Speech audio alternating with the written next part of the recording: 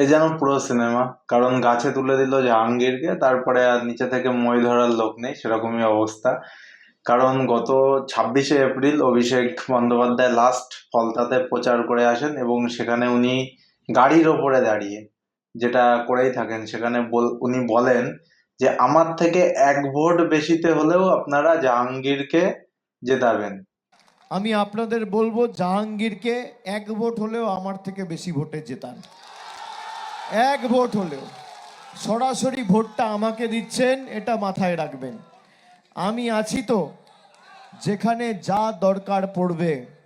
উন্নয়নের নিরিখে ডায়মন্ড হারবারকে 1 করেছি, এবার ডায়মন্ড হারবারের মধ্যেও ফলতাকে 1 করব, কথা দিয়ে গেলাম। 2024-এ লোকসভার নিরিখে ফলতাতে টিএমসি কত ভোটে জিতেছে কোনো আইডিয়া আছে? 1,68,372 ভোটে টিএমসি, মানে অভিষেক ব্যানার্জি এগিয়েছিলেন, এবং টোটাল ডায়মন্ড হারবারে অভিষেক বন্দ্যোপাধ্যায় 9,10,930 এই মার্জিনে জিতেছেন। মানে এতটা বিজেপির থেকে বেশি ভোট পেয়েছিলেন, মানে রেকর্ড। তার মধ্যে সিপিএম এর প্রতিকূলও ছিল একজন। তো রেকর্ড মার্জিন 7 লক্ষ আপ। ওয়েস্ট বেঙ্গলের ইতিহাসে যদি দেখা হয় তো প্রথম, মানে সর্বোচ্চ লিড হবে হয়তো। সেই এলাকায়, সেই ফলতাতে প্রচার করতে অভিষেক বন্দ্যোপাধ্যায় যাচ্ছেন না, এই নিয়ে বিভিন্ন মহলে শোরগোল পড়ে গেছে। অভিষেক বন্দ্যোপাধ্যায় কি, মমতা ব্যানার্জিও যাচ্ছেন না। 21শে মে সেখানে উপনির্বাচন হবে। সেখানে জাহাঙ্গীর খান ওরফে পুষ্পা, যিনি নিজেকে পুষ্পা বললেন কিছুদিন আগে, কিন্তু ওখানে তো টিএমসির জেতার কথা, টিএমসির জেতার সিট। এই সিটেও যদি টিএমসি হেরে যায়, তাহলে মানে ডায়মন্ড হারবার মডেল অভিষেকের যে সাফল্য সেটা থাকলো কি করে? এই সিটে তো লড়াইয়ের জন্য অভিষেক মানে উঠে পড়ে লাগা উচিত, এবং ফলতার এই সিটটা ওনার জেতা উচিত, কিন্তু সেরকম কিছুই দেখা যাচ্ছে না। আমাদের মুখ্যমন্ত্রী শুভেন্দু অধিকারী প্রচার করে আসলেন, শ্রমিকবাবু প্রচার করে আসলেন। শ্রমিকবাবু সেখানে যে বললেন যে অভিষেক বন্দ্যোপাধ্যায়কে তিনি মিস করছেন, তোমরাই শোনো উনি কি বলছেন। এবং তার সাথে একটু রহস্য করেই উনি বললেন, মজা নিলেন যে কনভয়ও নেই, নেতাও নেই, হুঙ্কারও নেই, এরকম টাইপের কথা। 4 তারিখ বেলা 12টায় রবীন্দ্রসঙ্গীতও চলবে, ডিজেও চলবে। রবীন্দ্রনাথ তো ওপর থেকে চমকে চমকে উঠছে। এখন অবস্থা কি? জনরোষে আক্রান্ত, পুলিশ নেই তাই নেতা নেই, কনভয় নেই তাই হুঙ্কার নেই।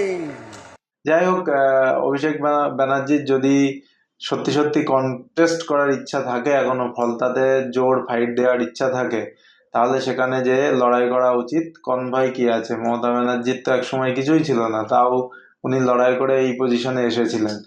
তো দেখা যাক, 21 তারিখ আর তো এসেই গেছে বলা যায়, আর কবে প্রচার করবেন? যাই হোক, এই আসন কি এমনিতেই টিএমসি বিজেপিকে ছেড়ে দিচ্ছে, না বিজেপি ওখানে জিতবে সেটা অলরেডি টিএমসি জানে, সেই জন্য কোনো রকম লড়াই করছে না?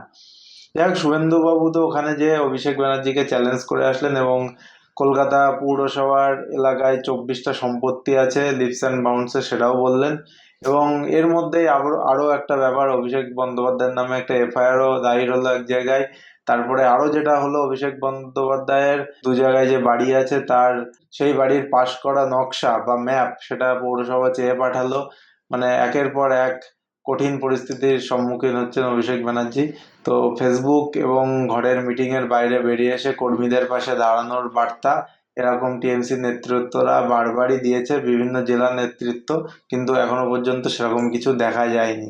এই উপলক্ষে আমি ভারতী ঘোষ, আইপিএস ভারতী ঘোষ, মেদিনীপুরের একসময় মমতা ব্যানার্জির খুব কাছের লোক ছিল, তার একটা পোস্ট আমি এখানে অ্যাড করছি, তোমরা চাইলে পড়ে নিতে পারো পজ করে। কিন্তু ওর সারমর্ম এটাই যে টিএমসি নেতারা তাদের পার্টি কর্মীদের পাশে নেই।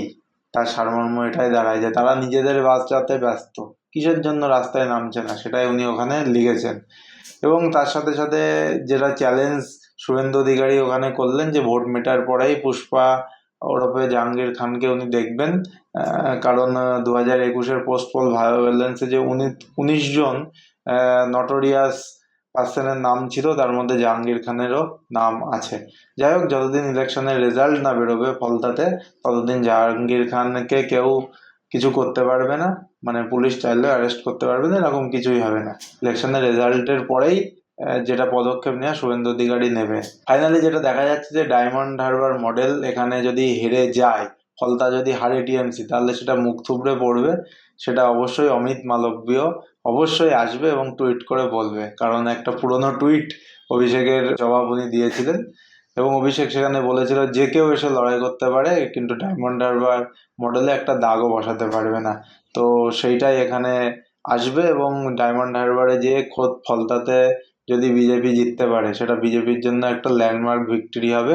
তারপরে পাক সার্কাস কাণ্ডে গত দুদিন ধরে পুলিশকে যেভাবে অ্যাকশন মোডে দেখা গেল, তাছাড়া দময়ন্তী সেন এবং কে জয়রমন এই দুজনকে কলকাতা পুলিশের গুরুত্বপূর্ণ পদে আবার ফিরিয়ে এনে শুভেন্দু অধিকারী যেভাবে কলকাতা পুলিশকে সময়ময় ফিরিয়ে এনে অ্যাকশন মোডে আনলেন, সেটাও দেখার বিষয় যে ভবিষ্যতে কতদিন কোনো রাজনৈতিক দলের প্রভাব ছাড়া এই অ্যাকশন মোডে চলতে পারে এবং রাজ্যকে কতটা সুশাসন দিতে পারে। এবং শুভেন্দু অধিকারী বারবার যেটা বলছেন যে আইনের শাসন, সেটা কি পর্যায়ে যায়।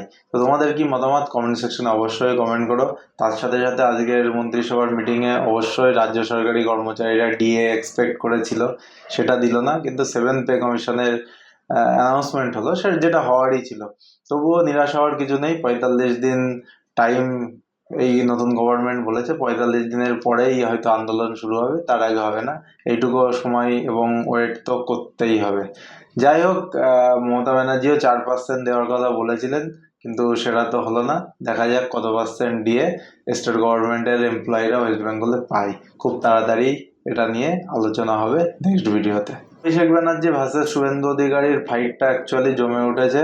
তো ভবিষ্যতে দেখা যাবে কিভাবে এই ফাইটের সামনাসামনি হয় এবং কি দাঁড়ায় এর লাস্ট। কারণ একের পর এক টিএমসি নেতা এবং টিএমসি ঘনিষ্ঠরা ইডি থেকে যেভাবে অ্যারেস্ট হচ্ছে, তাদের ফাইনাল রেজাল্ট কি দাঁড়ায় সেটা টাইমই বলবে।